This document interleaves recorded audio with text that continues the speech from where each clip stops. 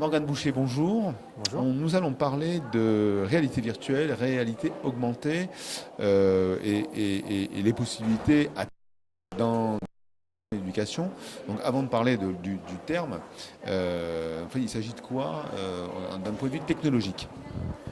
Alors concrètement, donc moi j'ai fondé un think tank sur le sujet pour essayer de fédérer les talents français, parce qu'on a une vraie force créative en France pour ce type d'expérience-là.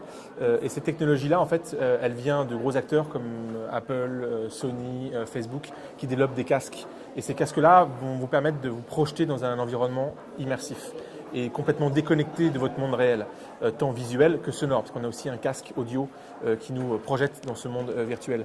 Et donc cette technologie-là, elle pose pas mal de questions, notamment une sur la manière d'écrire et le récit par rapport à ces expériences-là, puisqu'on est tout d'un coup projeté dans une expérience à 360 degrés, qui est donc différente de ce qu'on peut voir à la télévision. On est concentré sur une histoire qu'un réalisateur veut nous proposer. Là, on est libre de regarder où on veut, quand on veut.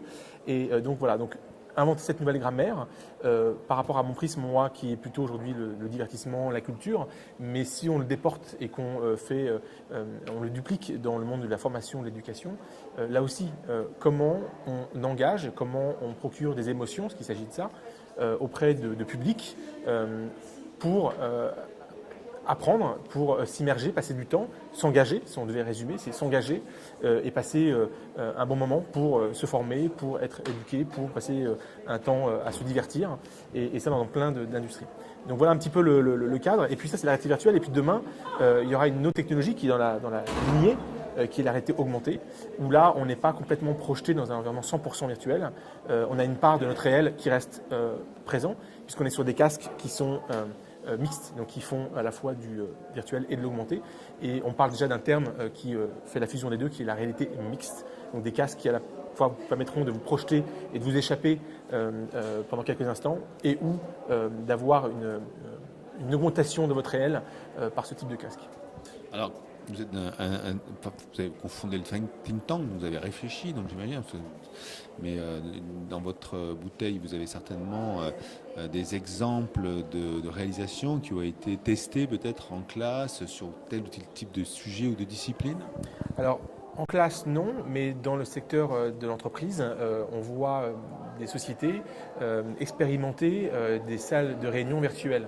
Donc on est sur des sociétés qui souvent sont éclatées aux quatre coins du monde, et donc qui ont du mal à rassembler tout le monde avec un peu d'émotion et un peu d'humain en fait dans cette relation, souvent interposée d'écrans extrêmement froids. Là tout d'un coup on va être projeté dans une salle virtuelle, on va voir nos collaborateurs au Japon, aux États-Unis et nous à Paris en temps réel avec leurs avatars.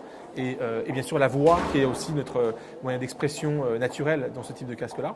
Et donc on va pouvoir interagir, échanger, partager les documents. Donc sur cette table virtuelle, sur ce salon virtuel, sortir des éléments du travail qu'on pourra partager, afficher à l'écran et superposer toutes ces différentes couches dans ce monde virtuel. Et bien sûr la voix et la gestuelle, puisqu'on va pouvoir aussi bouger notre corps, et tout ça de manière interactive avec notre avatar. Et donc on aura une sensation d'avoir vraiment son collègue avec soi, même s'il a une forme d'avatar qui n'est pas exactement son visage, mais ça on l'admet, parce qu'il ne faut pas oublier qu'on est dans un monde virtuel, on n'est pas dans la réalité.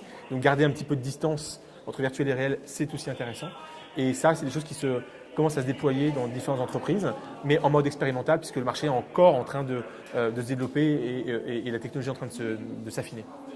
Et on voit, tout le monde aujourd'hui, a priori, s'intéressant au sujet, a mis des petites lunettes à réalité virtuelle et a essayé de se faire peur sur telle ou telle chose. Mais donc on sent que la force de cette technologie, c'est l'émotion. Hein. On va au-delà du serious game qui était l'immersion, on le sait, dans le jeu vidéo. Là, vraiment, on est dans une phase émotive.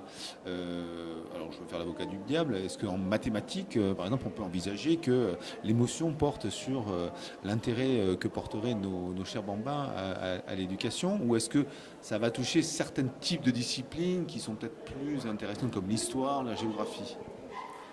Je pense que ça va toucher à toutes les disciplines. Et c'était justement l'objet de ma conférence ce matin. Donc au niveau du think tank, mais aussi des choses que l'on travaille chez Orange, que je travaille chez Orange sur ces sujets-là, on réfléchit à la manière de raconter et des formes de récits pour engager et pour intéresser au final. Pour engager, c'est ça, c'est intéresser et voire même interagir. Et donc, oui, comment dois-je écrire aujourd'hui, demain, pour un jeune public, on parle de mathématiques, pour les intéresser.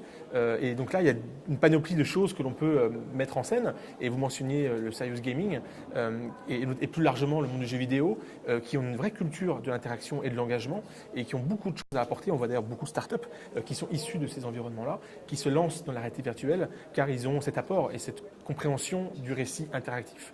Et donc oui, on pourra demain, au même titre qu'on peut soigner aujourd'hui des phobies grâce à ces casques-là, engager des jeunes publics sur des thématiques qui ne sont pas a priori, sur lesquelles il n'y a pas un gros intérêt, et j'en suis sûr. Et on a besoin d'entreprises, de structures pour appréhender ça, pour le mettre en scène. Le réseau Canopé a déjà beaucoup investi depuis des années dans cette culture du récit transmédia. Quand je dis récit, c'est comment je dois partager et informer mes cours, l'histoire, les mathématiques, etc., au réseau d'étudiants et in fine pour les élèves, dans une nouvelle logique, une nouvelle grammaire qui va permettre d'avoir une voie de retour, une interaction et dans un environnement beaucoup plus engageant.